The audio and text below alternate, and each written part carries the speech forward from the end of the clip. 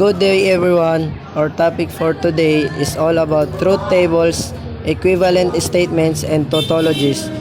Truth tables in section 5.1 we define truth tables for the negation of the statement, the conjunction of two statements, and the disjunction of two statements. Each of these truth tables is shown below review purposes: negation, conjunction, disjunction. In this section, we consider methods of constructing truth tables for a statement that involves a combination of conjunction, disjunction, and or negations. If the given statement involves only two simple statements, then start with a table with our rows. See table at the left. Call the standard truth table form and proceed as shown in example 1. Standard truth table form for a given statement that involves only the two simple statements P and Q. Example 1 truth tables. Number 1, construct a table for negation P or Q. Number 2, use the truth table from part 1 to determine the truth value of negation not P or Q given that P is true and Q is false. Solution. Number 1, start with the standard truth table form and then include a negation P column.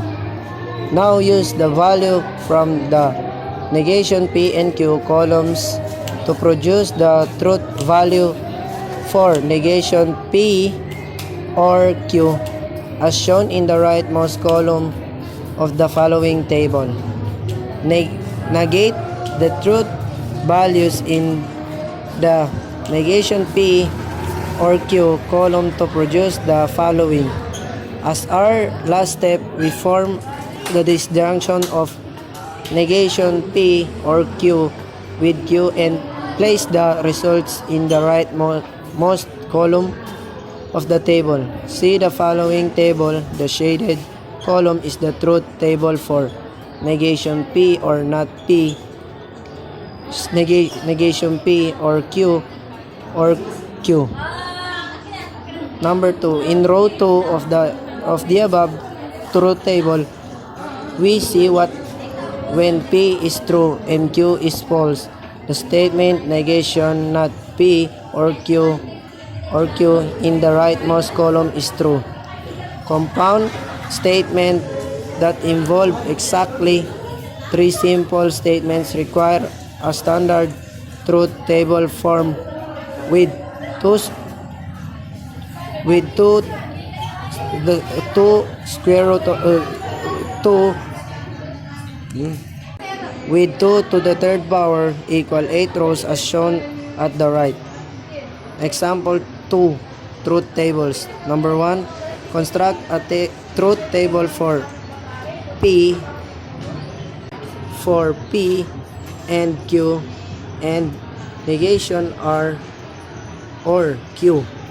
Number 2, use the truth table from part 1 to determine the truth value of P and Q and negation R or Q given that P is true, Q is true, and R is false.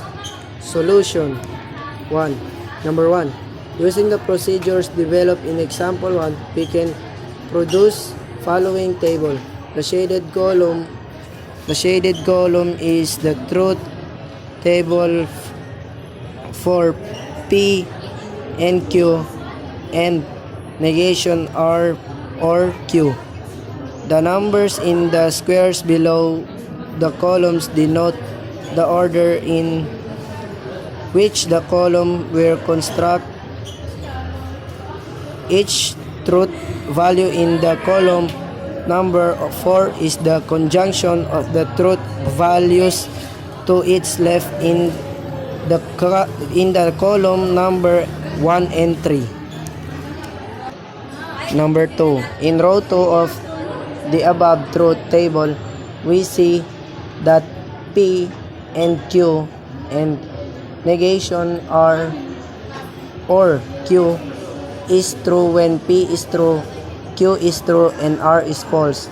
Alternative method for the construction of a truth table. Alternative procedure for constructing a truth table. Number 1. If the given statement has n simple statements, then start with a standard form that has 2n rows. Enter the truth values for each simple statement and their negations. Number 2. Use the truth values for each simple statement and their negations to enter the truth values under each connective within a pair or grouping symbols, including parentheses, brackets, and braces. If some grouping symbols are nested inside other grouping symbols, then work from the inside out. In any situation in which grouping symbol have not been used, we use the following order of precedence agreement. First, assign truth values to negations to left to right, followed by conjunction from left to right, followed by disconjunction from left to right, followed by conditionals from left to right, and finally by conditionals from left to right. Number 3. The truth values that are entered into the column under the connective for which truth values are assigned last form the truth table for the given statement. Take note. The alternative procedure for constructing a truth table, as described to the right, generally requires less writing, less time, and less effort than the true table procedure that was used in example 1 and 2. Example 3. Use the alternative procedure to construct a truth table. Construct a truth table for P or bracket, negation P or negation Q, close parenthesis, bracket. Solution. Step 1. The given statement P and bracket negation P or negation Q, close parenthesis, bracket, has the two simple statements P and Q. Thus we start with the standard form has two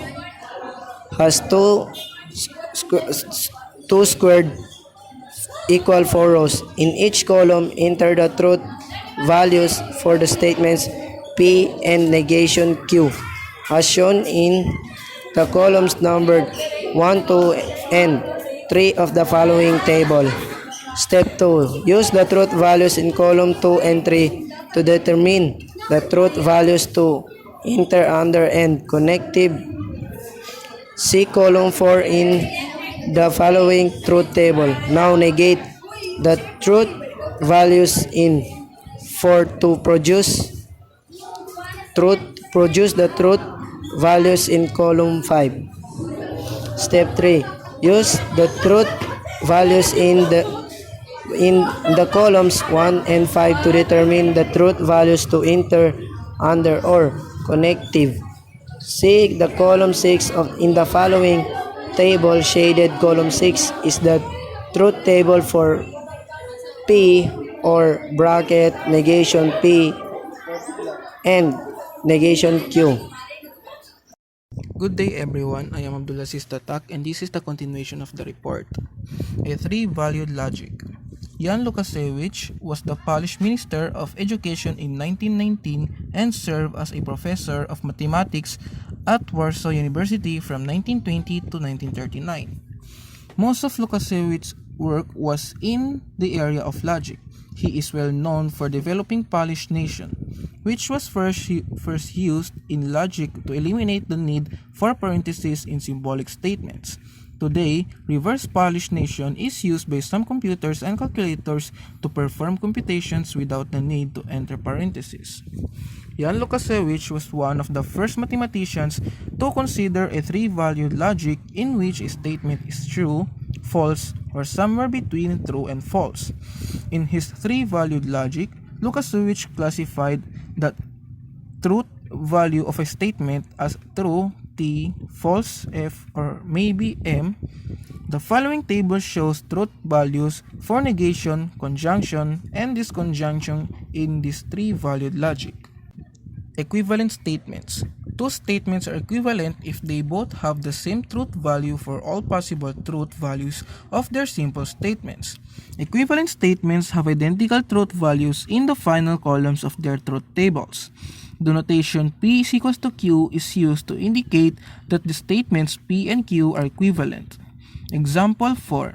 Verify that two statements are equivalent. Show that negation P or not Q and negation P and Q are equivalent statements. Solution. Construct two truth tables and compare the results. The truth tables below show that negation P or not Q and negation P and Q have the same truth tables for all possible truth values of their simple statements. Thus, the statements are equivalent.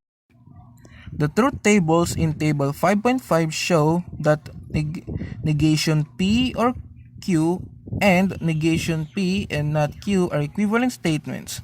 The truth tables in table 5.6 show that negation P and Q and negation P or not Q are equivalent statements. These equivalences are known as De Morgan's laws for statements. De Morgan's laws for statements for any statements P and Q, negation P or Q is equals to negation P and not Q. Negation P and Q is equals to negation P or negation Q. De Morgan's laws can be used to restate certain English sentences in an equivalent form. Example 5. State an equivalent form. Use one of De Morgan's laws to restate the following sentence in an equivalent form. It is not true that I graduated or I got a job. Solution. Let P represent the statement I graduated. Let Q represent the statement I got a job. In symbolic form, the original sentence is negation P or Q. One of De Morgan's laws states that this is equivalent to not P and not Q. Thus, a sentence that is equivalent to the original sentence is I did not graduate and I did not get this job. Tautologies and self-contradictions. A tautology is a statement that is always true. A self-contradiction is a statement that is always false. Example 6. Verified tautologies and self-contradiction. Show that P or negation P or Q is a tautology. Solution. Enter the truth values for each simple statement and its negation as shown in the columns numbered 1, 2, and 3. Use the truth values in columns 2 and 3 to determine the truth values to enter in column 4. Under the OR connective, use the truth values in columns 1 and 4 to determine the truth values to enter in column 5 under the OR connective. Column 5 of the table shows that P or negation P or Q is always true. Thus, P or negation P or Q is a tautology. Excursion. Switching networks. Part 2. The excursion in section 5.1 introduced that application of symbolic logic or to switching networks. The excursion makes use of closure tables to determine under what conditions a switching network is open or closed. In a closure table, we use A1, 2 designated that a switch or switching network is closed, and a 0 to indicate that it is open. Figure 5.5 shows that a switching network that consists of the single switch P and the second network that consists of the single switch not P. The table below shows that the switching network not P is open when P is closed and is closed when P is open. Figure 5.6 shows switches P and Q connected to form a series network. The table below shows that this series network is closed if and only if both P and Q are closed. Figure 5.7 shows switches P and Q connected to form a parallel network. The table below shows that this parallel network is closed if P is closed or if Q is closed. Now, consider the network shown in the figure 5.8 to determine the required conditions under which the network is closed.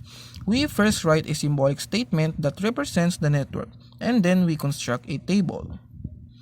A symbolic statement that represents the network in figure 5.8 is R or P and Q and R or not P. The closure table for this network is shown in the next slide.